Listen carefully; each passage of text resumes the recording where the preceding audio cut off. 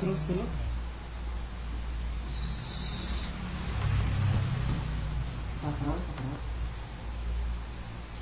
Assalamualaikum warahmatullahi wabarakatuh. Di sini kami akan menjelaskan mengenai pembayaran melalui smart card. Kami dari program studi teknik informatika Fakultas Teknik Universitas PGRI Ronggolawe Tuban, yang disusun oleh Hilal Hamdan, Firdaus Setiawan, dan Erdiana Mulyani Brung. Latar belakang: perubahan dalam lingkungan kerja mengakibatkan meningkatnya masalah dalam identifikasi dan autentifikasi orang-orang dalam organisasi.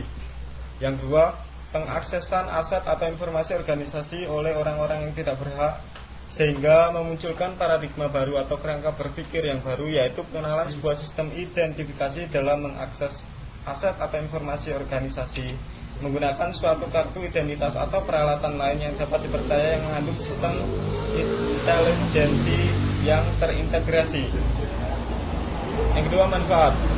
Smart card atau kartu pintar dipandang sebagai penawaran atau menawarkan sejumlah manfaat baik kepada penerbit kartu dan pemegang kartu. Manfaat tambahan ini merupakan bagian integral dari membangun kasus bisnis untuk memperkenalkan teknologi kartu pintar. Beberapa manfaat lain memperkenalkan kartu pintar adalah: yang pertama, kemampuan untuk memiliki lebih dari satu aplikasi pada penduduk pembayaran kartu. Sebagai contoh, kartu bisa mengandung dompet elektronik atau electronic wallet untuk memberikan setara kas atau setara dengan kas, biasanya untuk lebih rendah nilai transaksi seperti parkir, tiket, surat kabar, dan sebagainya. Yang kedua, kemampuan untuk memiliki aplikasi lain seperti skema loyalitas atau kesetiaan para pelanggan dan akses ke sarana informasi. Yang ketiga, kemungkinan mengurangi biaya validasi secara online dengan memungkinkan kartu untuk beroperasi secara offline lebih banyak waktu. Tujuan dari dimunculkannya smart card adalah dengan adanya smart card di sini sangat menolong saat melakukan transaksi sebab keamanan lebih terjamin, sehingga teknologi ini dikenal oleh masyarakat luas. Definisi dari smart card merupakan salah satu tipe stored value card yang di dalamnya tertanam satu atau lebih chips atau mikroprosesor sehingga bisa menyimpan data, melakukan perhitungan atau melakukan proses untuk tujuan khusus. Kartu ini bisa digunakan pada sistem terbuka, misalnya untuk pembayaran transportasi publik, atau sistem tertutup, misalnya menggunakan Mastercard atau Visa Network. Solusi: pada awal 1990-an, asosiasi kartu utama yaitu Europay, Mastercard, Visa mengakui bahwa untuk kartu pintar menjadi diterima, kartu tersebut perlu dibakukan di mana cara kerja kartu tersebut. Adapun spesifikasi dari smart card: yang pertama EMV atau Europay Mastercard Visa, yang kedua Visa, yang ketiga Smart Debit atau Kredit, yang keempat Visa Cash, yang kelima Mastercard, dan yang keenam Mondek. EMV. Spesifikasi EMV mendefinisikan karakteristik fisik di mana terdapat ukuran, bentuk, ketebalan, dan posisi kontak. Karakteristik listrik yaitu mengetahui sinyal yang akan diberikan kepada setiap kontak.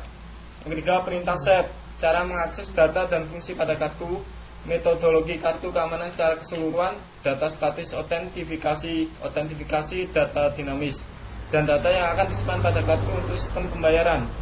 Spesifikasi EMV tidak sepenuhnya menggambarkan aplikasi pembayaran tersebut. Semuanya diserahkan kepada asosiasi kartu individu yang menentukan.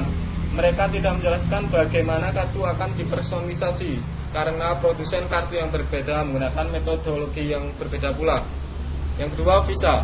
Visa telah menghasilkan spesifikasi yang berhubungan dengan rincian tentang bagaimana aplikasi kredit atau debit akan beroperasi di dunia Visa.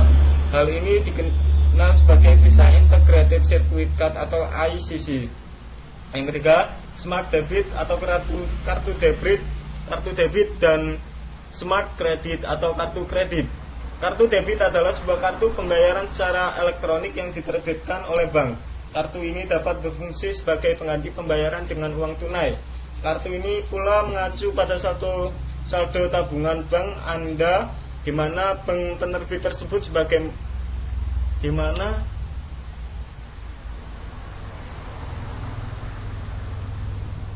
kartu debit adalah sebuah kartu pembayaran secara elektronik yang diterbitkan oleh bank. Kartu ini dapat berfungsi sebagai pengganti pembayaran dengan uang tunai. Kartu ini mengacu pada saldo tabungan bank Anda di bank penerbit tersebut. Sebagaimana halnya kartu kredit, mekanisme pembayaran dengan kartu debit juga memerlukan proses otorisasi serta ditambah dengan penggunaan PIN oleh pemegang kartu. Kartu kredit. Kartu kredit yaitu alat pembayaran yang pembayarannya dilakukan kemudian. Dalam hal ini, bank penerbit kartu memberikan kredit kepada nasabah pemegang kartu kredit dengan batas waktu dan tambahan bunga yang telah disepakati antara bank dan nasabah. Setiap transaksi pembayaran dengan menggunakan kartu kredit memerlukan proses otorisasi terlebih dahulu oleh penerbit mengenai keabsahan dari kartu yang digunakan serta batas limit nominal transaksi yang dilakukan. Otorisasi ini biasanya dilakukan secara online dengan menginsertkan kartu melalui terminal EDC atau POS, Electronic Data Capture or Point of Sales, yang ada di pedagang. Visa Cash. Produk Visa elektronik disebut Cash Visa. Ini tersedia dalam dua bentuk dasar, sekali pakai dan diisi kembali. Secara fisik, Visa Cash berupa kartu plastik yang di dalamnya terdapat microchip. Visa Cash terdiri dari dua jenis. Yang pertama, disposable cards, yaitu setiap kartu yang telah diisi dengan nilai tertentu yang merupakan mata uang lokal. Di sini misalkan USD $10.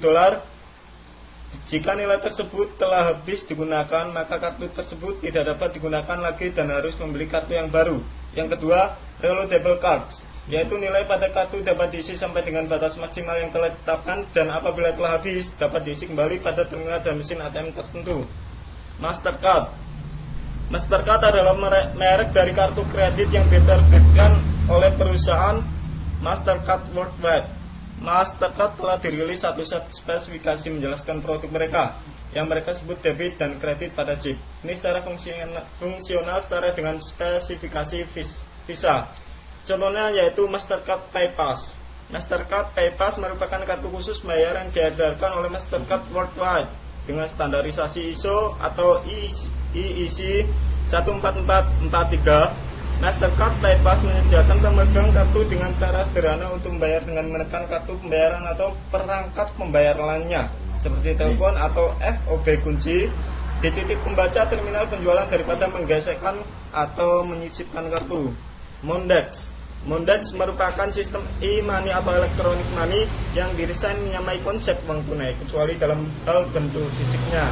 Sama seperti uang tunai, electronic value dalam aplikasi Mondex dapat digunakan untuk melakukan transaksi antar individu tanpa melalui bank. Hanya saja dalam hal ini pihak penerima juga harus memiliki pada saat nasabah memperoleh Mondex. Nasabah tersebut sebenarnya mengambil uang tunai dari simpanannya di bank dan menukarkannya ke bentuk uang elektronik dengan smart card sebagai media yang sama. Point of Sale Solution or POS. Dengan bantuan loyalitas berbasis smart card program, pengecer dan bank berharap untuk meningkatkan pengeluaran dan meningkatkan retensi para pelanggan. Salah satu cara untuk menambah nilai di POS adalah dengan program loyalitas yang membuat pelanggan datang kembali.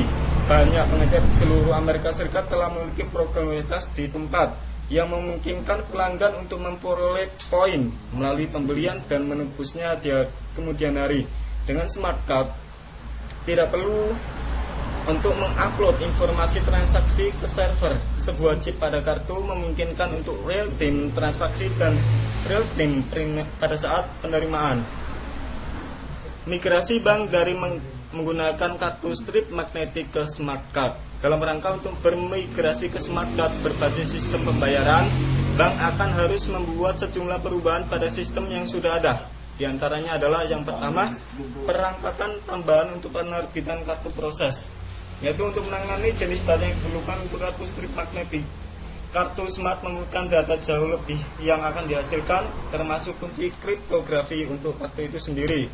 Yang kedua, perangkat tambahan untuk proses personalisasi kartu, yaitu salah satu dari dua cara, baik menggunakan fasilitas di rumah atau menggunakan biro personalisasi eksternal. Pilihan ini biasanya didasarkan pada ukuran basis pemegang kartu. Yang ketiga, perangkat tambahan untuk sistem yang menangani transaksi kartu. Dengan menggunakan kartu pintar atau smart card, ada kebutuhan untuk memperluas sistem ini untuk menangani mekanisme transaksi verifikasi yang digunakan dalam kartu debit dan kredit. atau dalam kasus skema dompet elektronik seperti kas Visa untuk menangani pemuatan aman dari e-cash ke kartu. Yang keempat, proses sistem persiapan personalisasi atau yang disebut dengan P3. Kemudian untuk produk yang mampu menghasilkan data baru yang dibutuhkan oleh skema berbagai kartu pintar, ini berarti bahwa penerbit kartu dapat bermigrasi ke smart card tanpa harus membuat perubahan ke sistem database pemegang kartu host yang ada. Seperti disebutkan sebelumnya, ini bisa menjadi latihan yang mahal dan memakan waktu dan yang sering terbukti menjadi penghalang utama bagi sebuah bank pindah ke smart card. Dengan kedatangan smart card, penerbit harus menghasilkan modul tambahan data yang dimaksudkan untuk diprogram ke dalam chip itu sendiri. Tentu saja akan ada banyak item dari informasi dalam data ini chip yang umum primer atau PAN dan nama pemegang kartu. Namun ada beberapa item baru yang khusus untuk smart card. Beberapa contoh diantaranya adalah yang pertama, batas luring atas berturut-turut. Ini adalah nilai yang dimiliki oleh kartu yang menentukan batas pengeluaran. Setelah batas ini telah terlampaui, kartu memaksa transaksi akan diselesaikan secara online. Yang kedua, tanda tangan data kartu statis. Ini adalah nilai yang dihitung dengan menggunakan algoritma kriptografi kunci publik pada saat data kartu dihasilkan. Digunakan untuk memberikan beberapa keyakinan bahwa kartu tersebut adalah asli. Yang ketiga, sertifikat penerbit. Data ini sudah diatur oleh penerbit bersama dengan asosiasi kartu penerbit atau Visa or Mastercard. Hal ini ditempatkan ke setiap kartu yang dikeluarkan dan berisikan kunci publik dari penerbit.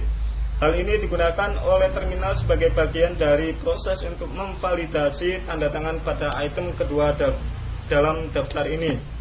Yang keempat, tombol berasal unik atau UDKS.